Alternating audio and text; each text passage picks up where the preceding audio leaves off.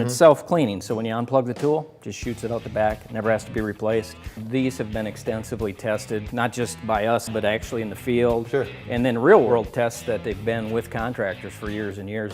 Hey, what's up? Barnaby here, joined by Bruce Immig, who is the Midwest Regional Sales Manager for Max USA, because what we're going to be doing here, Bruce, is talking about your tools in a manufacturer overview sense. You know, we always get tools from you guys, put them out into the hands of real people and have them tell us what it was like to use the tool, but we always like to hear from the manufacturer about what you guys think about your tools and why it is you think they're worthy of somebody's dollars. So first of all, let's talk about this line right here. It's what, the 100 PSI line? 100 PSI tools. And I see 4 tools right here, but this only represents genre of tool. How many tools do you think you have across the 100 PSI? Well, we have dozens of 100 PSI tools and all in the different categories that I'll mention here. Take me through it. What do you got? The first one here is a finish nailer. This is a 15 gauge angled finish nailer. Okay.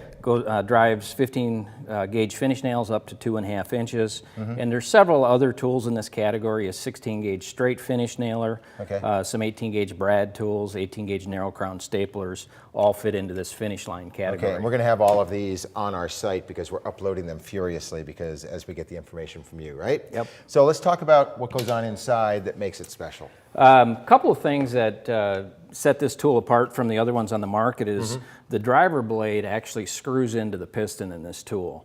And a lot of tools on the market, you have a pin style. You drive a pin through the driver blade to attach it to the piston. And our testing shows it lasts about 5 times longer because of the screw-in style. Okay, but you know, when people pick up a tool like this, they want to know that it's going to set the nail. So let's talk about the power and performance of this.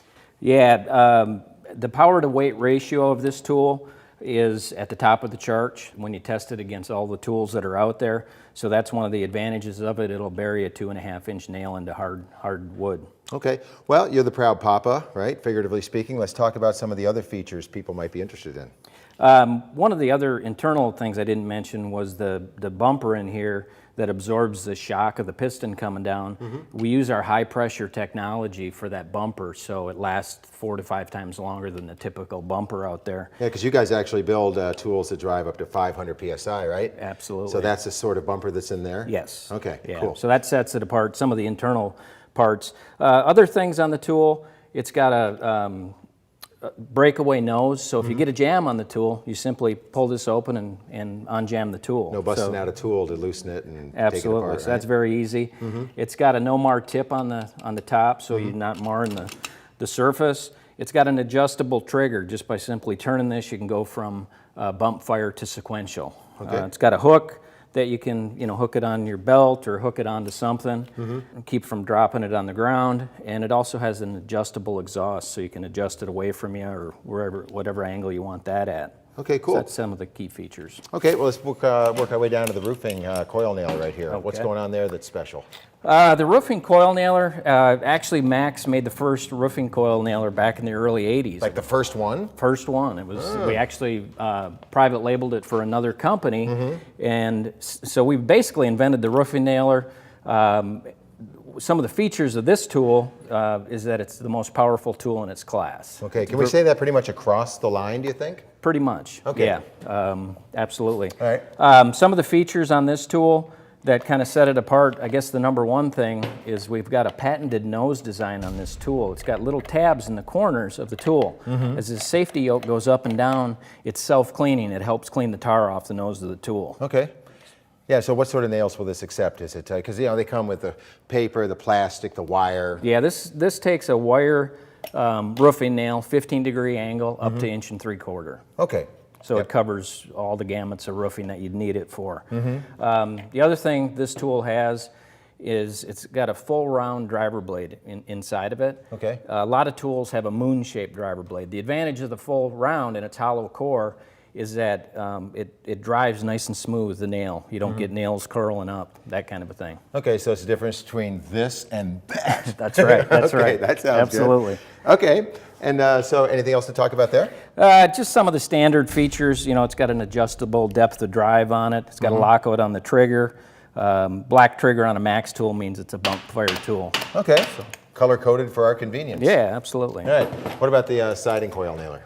Siding coil nailer is another key tool for Max. It's been around for a long time. It's been a very well-accepted tool on the market. You see this one's got a red trigger. See, now I'm looking at trigger colors. Absolutely. Right. So that's an anti-double fire trigger. It's a patented Max design. So not anti-dry fire, but anti-double fire. Anti-double fire, where if you pull the trigger and drive a nail, you're not going to get that second drive. Right. Until you let off the trigger and do it again. So it's a patented system from Max. Okay.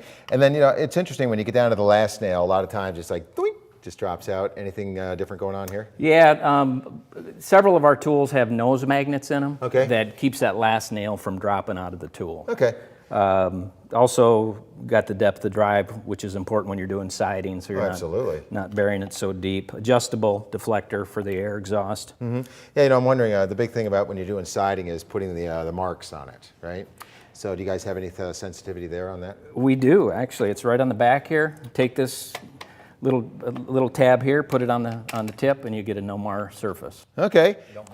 Let's move on to the bad boy. Okay. Yes, the spiker. Right, so is something different going on here? This tool will drive up, this particular one will drive a 3 1/4 inch. We have one that'll go to 3 1/2, 1/48 shank nails. Some of the unique features on the tool is, again, it does have the nose magnet in here. It's got the trigger lockout. It's got the anti-double fire trigger, which can also be converted to a bump fire trigger. And it's got the inline air filter in the back to keep foreign substances out of the tool. Oh, is that this thing right here? Yeah, that's that thing. So how does that work? Basically, on all of our large tools, that is screwed on the inside of the tool from the back side. And what it does is it catches all the dirt and debris coming through the air hose. Right. It allows air and oil to go through the tool or into the tool, catches any of the dirt and debris, and it's self-cleaning. So when you unplug the tool, just shoots it out the back, never has to be replaced.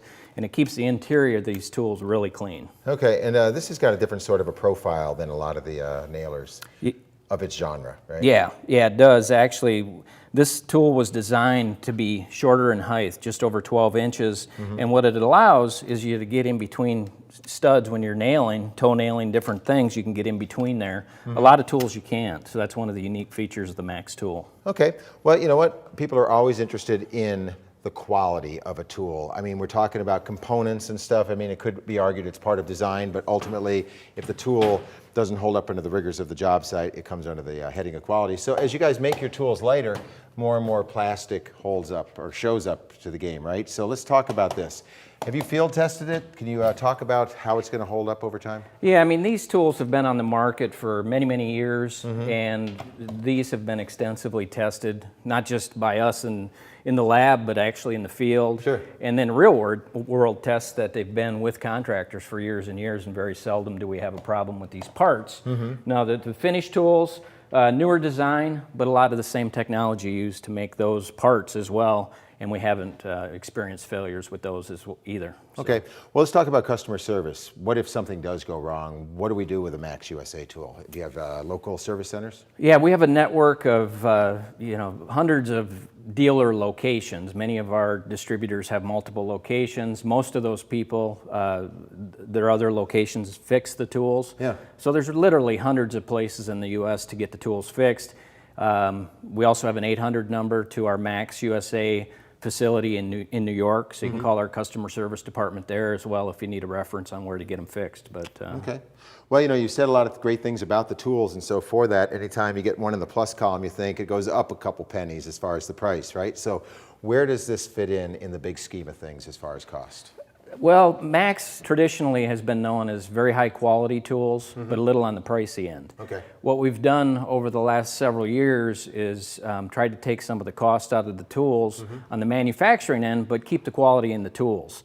So we've been able to do that, especially over the last couple of years, where some of these tools were on the high end. Now they're kind of in the medium range, but the quality's remained very high. Well, thanks for all the good information, because at the end of the day, you want to know which tool's right for the job. So hearing from the manufacturer, That's good stuff, right? Also putting the tools into the hands of real people so they can field test them, people just like you. Another good thing here at toolselect.com, but always come to us before you buy any tool because we get real stats from real people to make it real easy to figure out which tool is right for you.